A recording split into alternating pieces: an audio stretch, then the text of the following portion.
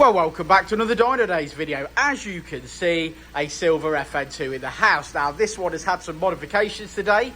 It was previously on a Marlin ECU. Car was pretty stock at that point, but it's now got a CPL big bore induction kit, a Piper manifold and sports cat mated to a Teguer 70mm exhaust system that the lads have fitted today. So we're going to see where we are now, because we have got an initial power run from a Dynodaze Honda meet some time ago. We'll do a power run now, see where she's at, and then we'll start tuning on the ecutek software. Here we go.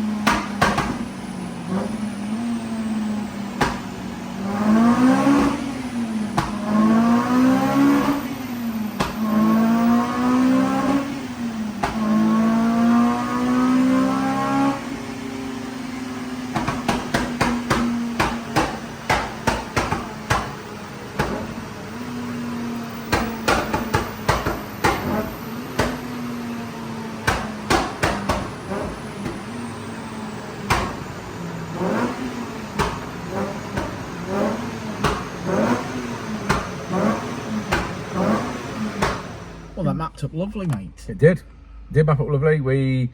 I sold this guy a set of wheels. I was starting talking to this guy, to be fair. It's got a nice set of wheels on it, mate. Yeah, we started taking the carbon car doors car back to stock. That was always the plan. Take some mods off it, and he bought the wheels. And then obviously we got talking to him, and he said, "Oh, I've had this vehicle mapped. It's 230 brake horsepower, 229 brake horsepower."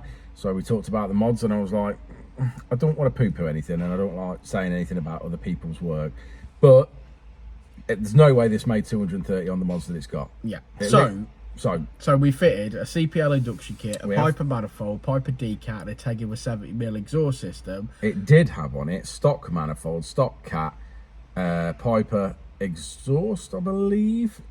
I think it was a Piper Twin X it had on it, or was it Miltech? No, it weren't Miltech. So it's got Miltech things on it. Scorpion. So the 2.25. Yeah, it might have been the Scorpion 2.25 then. But anyway, a slip joint 2.25 with 2-inch tail parts, whichever one it was anyway. Yeah.